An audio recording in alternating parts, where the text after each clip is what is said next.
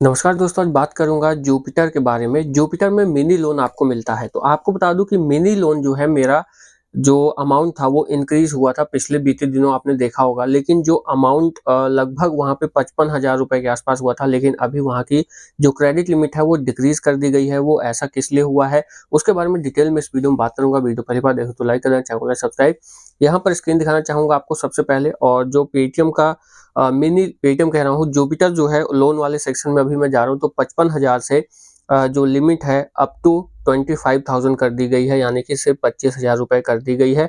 और mini loan एक महीने के लिए 0% इंटरेस्ट पे आपको मिलता है। 2% उनके चार्जेस आप कह सकते हैं या कन्वेंस फीस कह सकते हैं, वो लगता है, और प्लस 18% जीएसटी। तो 2.8% आप कह सकते हैं पर मंथ के हिसाब से आप ले सकते थे। लेकिन वहाँ पे जो 55,000 की क्रेडिट लिमिट थी मेरी, अब 25,000 कर दी गई है। और ऐसा इसलिए हुआ क्योंकि जो क्रेडिट लिमिट थी मेरी, क्रेडिट कार्ड इनसे जो मिला था, एक CSB bank RuPay credit card, उसका मैंने मैक्सिमम अमाउंट जो है वो यूज़ किया था। और मिनी लोन जो है वो भी लगभग इसमें से काफ़ी ज़्यादा का अमाउंट का लिया था। तो मुझे लगता है उसकी वजह से, क्योंकि क्रेडिट लिमिट मैंने ज़्यादा इस्तेमाल की, उसकी वजह से मुझे लगता है कि जो क्रेडिट लिमिट जो है वो डिक्रीज़ कर दी गई है मेरी यहाँ पे। और जो मुझे रीज़न लगता है मैंने आपको बता दिया। और बात करूँ कि और क्या रीज़न हो सकता है, तो उसका रीज़न यही निकल कर के जो मुझे लगता है सामने आया है कि मैंने लिमिट लोन वाले सेक्शन से भी लिया था, और क्रेडिट कार्ड जो इनके थ्रू मिला था उसको भी मैंने काफ़ी यूज़ कर लिया था। लगभग इस महीने मैंने 40,000 के आस-पास यूज़ कर ही लिया था, 40,000 की क्रेडिट लिमिट थी।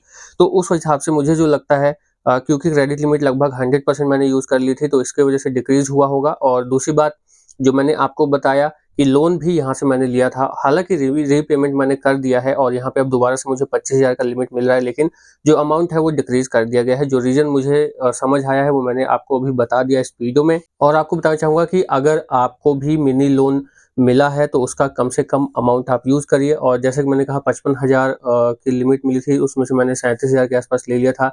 50% से ऊपर का अमाउंट मैंने लिया था उसमें, जबकि 30 से 40% आपको यूज़ करना होता है क्रेडिट लिमिट में।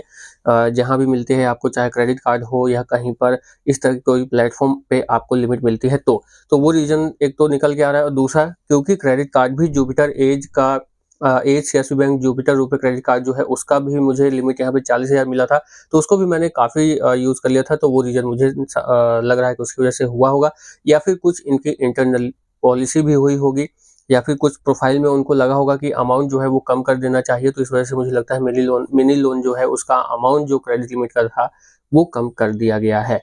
तो आपको यही कहना चाहूँगा कि जो लिमिट मिले आपको कम से कम लेने की कोशिश करिए।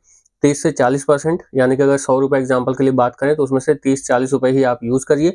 और क्रेडिट कार्ड की लिमिट आपको मिलती है तो उसको भी आप कम करिए, नहीं तो लिमिट जो है आपकी डिक्रीज़ हो सकती है।